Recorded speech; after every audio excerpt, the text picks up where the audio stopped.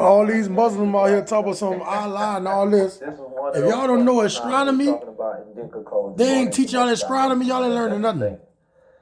You know, check it out. This episode is brought to you by Goldwater.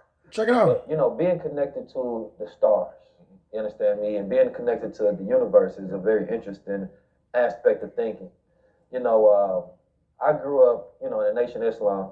Okay. And in the Nation of Islam, there is a lot of, you know, astronomical teachings, you know, about astronomy. Astronomical teaching about astronomy. And that was one of the first things we had to learn. Wow. Right, where the distance between the planets, the speed of light, the speed of sound, right?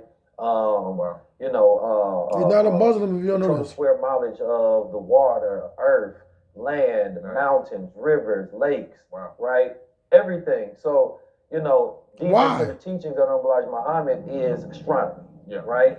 He wasn't really into astrology because he said it was too much guesswork. But astronomy he was into because it was mathematical.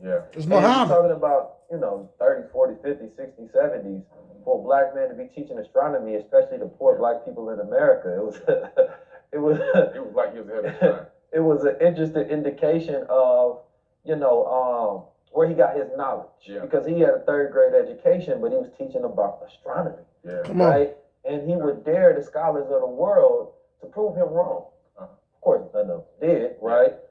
He was talking about Pluto back in those days before they would recognize Pluto, right? And I used to always think about why.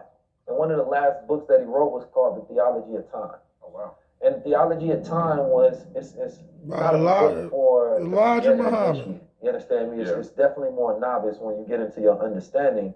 And then that's when he proposed and he talked about alien life on Mars. Right, he talked about the different planets who can and who can't go there, what they were doing and building. Like, he has very detailed composition of thought on extraterrestrial life. You understand me? And the origins of the planet itself and the universe itself.